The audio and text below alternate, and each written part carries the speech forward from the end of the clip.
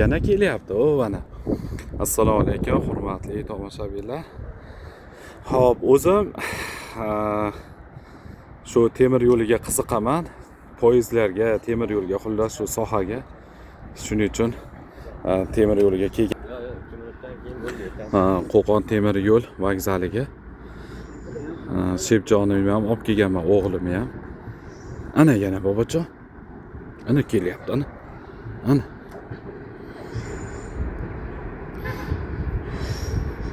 Qo'lingizni ko'taring. Ana, qarang.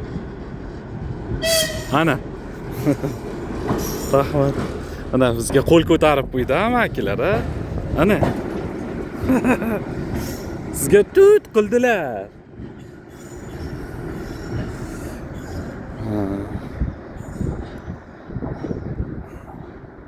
Shu o'zim qiziqqanim uchun shu temir yo'lga ara-arada kelaman. Dono qizim bilan kelar edim, u baribir qiz bola ekan. Unga yoqmagan bir marta kelganimizda zerikib qolgan. Lekin bu mana o'g'il bola ekan. O'g'il bola baribir texnikaga, shu temir tersiyaga qiziqadi ekan. Allohning shu darajada qudratligi, shu balani o'zidan bilib olsa ham bo'ladi. Bitta qorindan tushadi, jinsi farqi bo'lgandan keyin qolgan ongi, nimasi har tomonlama dunyo qarashi o'zgargan bo'lar ekan, boshqa bo'lar ekan. Men shu farzandli bo'lib, shu farzanddan shuni bildim. Ya'ni shu o'g'il bola bilan qiz bolani. Bu Shepjon Muhammadjonim shunaqa poyezdga, mashinalarga rosa qiziqadi. Ominaxon umuman qiziqmaydi. U boshqa dunyo, baribir qiz bolaligiga borar ekan. Yana kelamizmi bobojon? Alaykum assalom. Kelamizmi yana?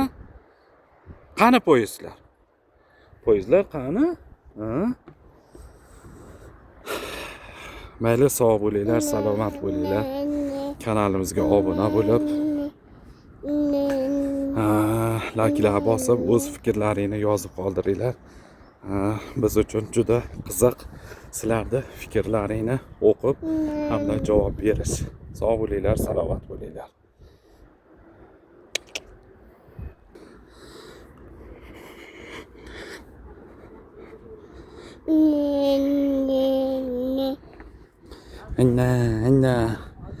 Ana.